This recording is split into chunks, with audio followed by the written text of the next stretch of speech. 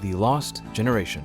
Americans in the lost generation grew up hearing the same promise on repeat. Work hard, be moral, fight for your country, and the American dream is basically guaranteed. War was supposed to be heroic and glorious. Small-town boys left home full of patriotism. Then World War I broke them in a way no other war ever had. Unlike the Civil War, this was brand new, industrial, hell, trench warfare, machine guns mowing down thousands in minutes, poisonous gas that could melt your lungs, and artillery that never stopped.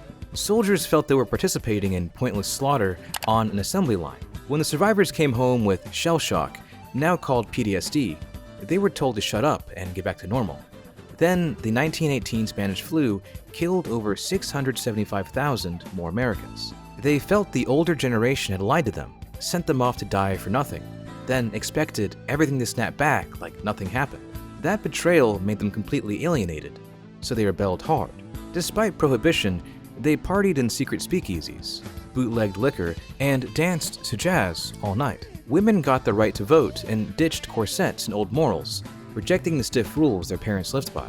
The Great Gatsby nailed the attitude perfectly. Rich people throwing insane parties, chasing money and status, but living hollow, corrupt lives. To the lost generation, the American dream was always an illusion. They were just the first to openly call bullshit. They basically invented the "this is fine" dog meme 100 years early. Their core mindset was just survive, create, and live for the moment.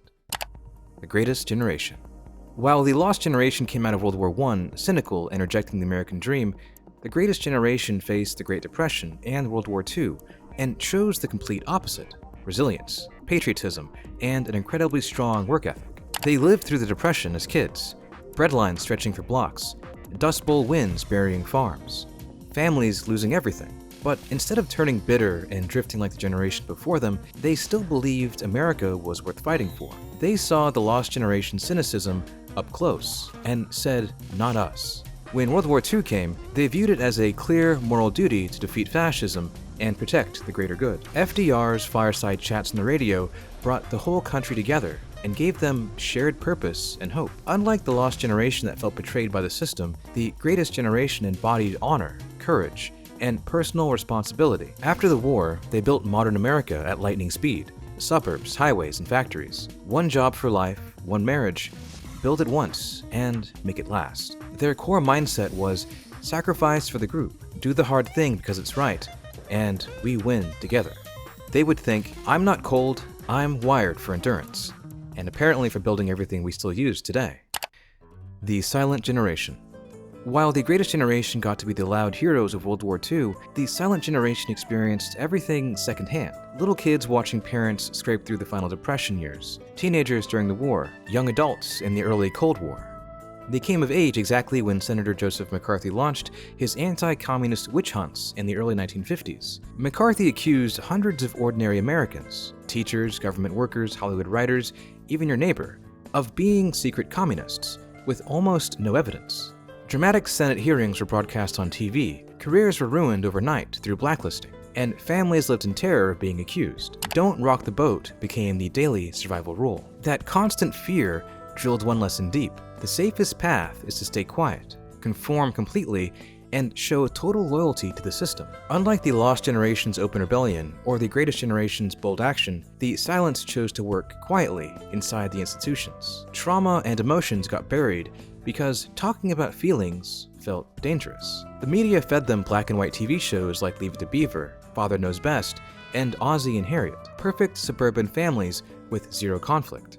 Just harmony and conformity. Their core mindset was, keep your head down, stay loyal to the system, and keep your emotions private. Stability above all. I'm not passive. I'm the quiet bridge that holds society together. The baby boomers. While the silent generation kept their heads down and played it safe, boomers grew up in an America exploding with prosperity that their parents could only dream of. After World War II, the US became the richest country on earth. Suburbs exploded, jobs were everywhere, and the middle class lived like the upper class of decades before. That comfort gave them the luxury to rebel. They looked at their parents' quiet conformity and felt bored and trapped. As teens and young adults, they watched the Vietnam draft, explosive civil rights battles, and the assassinations of JFK, MLK, and RFK, all live on color TV. That became the tipping point. They became loud, idealistic, and radical. They burned draft cards, protested in massive numbers, grew their hair long, and embraced free love, and ripped apart traditional rules. Their humor was sharp and satirical. Picture George Carlin roasting authority, and early Saturday Night Live mocking politicians and social norms. Despite all the protesting, boomers were genuinely optimistic and happy. They truly believed they could fix society while still chasing success and a good life. In a classic boomer move, they got to have their cake and eat it too, protesting in the morning while climbing the corporate ladder in the afternoon. Their core mindset was work hard, climb high, rebel when it feels good, and chase the American dream your way. I'm not selfish. I'm the generation that believes loud progress is possible. Generation X. While boomers chased free love and loud idealism, many rushed into marriages they weren't truly ready for. No-fault divorce laws in the 1970s made splitting up quick and easy, so divorce rates exploded. At the same time, women entered the workforce in massive numbers. Millions of Gen X kids became the original latchkey generation, coming home from school to an empty house with a key around their neck. They felt deeply betrayed by their parents' absence in the collapse of the boomer dream. Watergate exposed government lies on TV, the AIDS crisis got ignored for years, and the corporate world that promised their parents one job for life suddenly started massive layoffs. That pain killed trust in institutions, authority, and even marriage. Gen X grew highly skeptical of marketing hype, preferring hard evidence and personal experience over slogans. They developed fierce autonomy and resourcefulness. To this day, they stay relatively private, avoid oversharing on social media, value genuine interactions, and give loyalty only when it's earned. They're pragmatic about money, focused on saving and stability.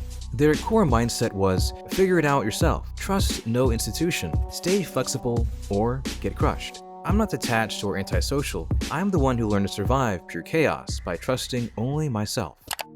Generation Y, Millennials. Because Gen X grew up resentful towards their parents for making them figure everything out alone, they swung the opposite direction and became overprotective helicopter parents. They showered their kids with constant praise, participation trophies, overscheduled activities, and the nonstop message, you're special, you're unique, you're destined for greatness.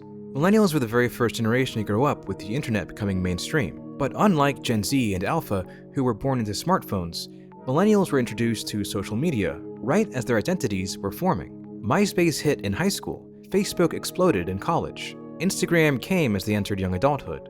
These platforms turned life into a non-stop performance and comparison machine that rewired their brains around validation, likes, FOMO, and perfectionism. They also became the first American generation expected to be financially worse off than their parents. Hit by the Great Recession right after college, crushing student debt, and stagnant wages, they felt both incredibly special and completely worthless at the same time. You were destined for greatness. Now here's $80K in student debt. This inconsistent upbringing turned many millennials into passionate social activists, marching, posting, boycotting, and demanding change on topics like affordability, racism, and climate change, LGBT rights, environmental justice, and police reform. They were also the first generation to openly embrace therapy and talk about mental health instead of keeping it stigmatized.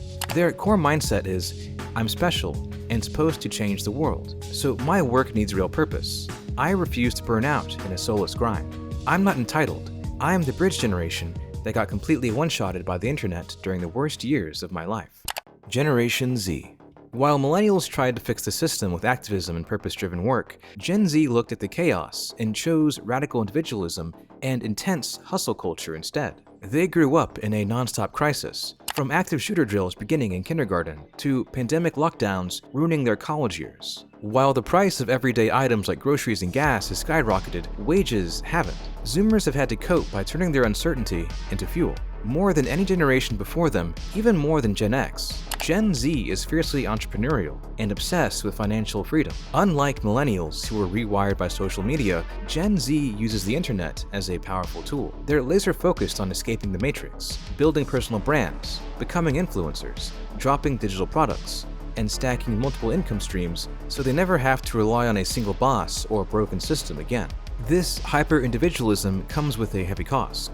Gen Z is the loneliest generation on record. They are connected to everyone 24/7, but rarely give a shit about anyone they talk to. Many Zoomers see dating as a trap and a waste of time. Surveys show only about 1 in 3 unmarried Gen Z adults are actually dating. Social media made everything permanent. One mistake, one awkward moment, one unfiltered opinion can be recorded, clipped, and spread forever. This anxiety is central to the Zoomer mindset. They hyperanalyze every post and every reply they make out of fear of being permanently humiliated. Because, as we all know, the internet never forgets. Employers complain they're hard to hire.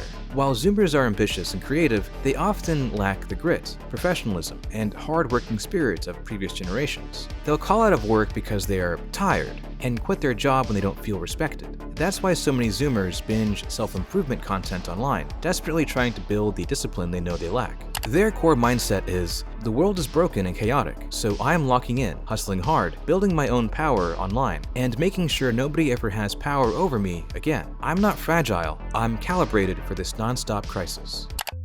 Generation Alpha.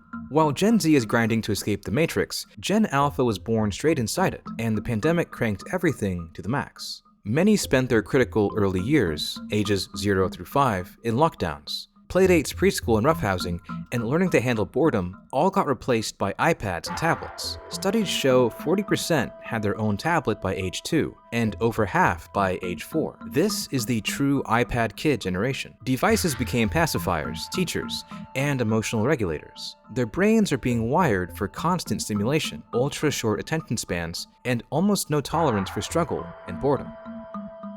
On the flip side, they've never known a world without AI. Growing up surrounded by AI-generated misinformation and deepfakes could actually give them sharper bullshit detectors earlier than any generation before them, if they are lucky enough to somehow have critical thinking skills. Their core mindset, which is still forming, is, the world should adapt to me instantly. I expect tools that think with me. I'm not spoiled. I'm the first generation truly raised by algorithms and AI in a post-pandemic reality. Hopefully in 15 years, I will turn out all right.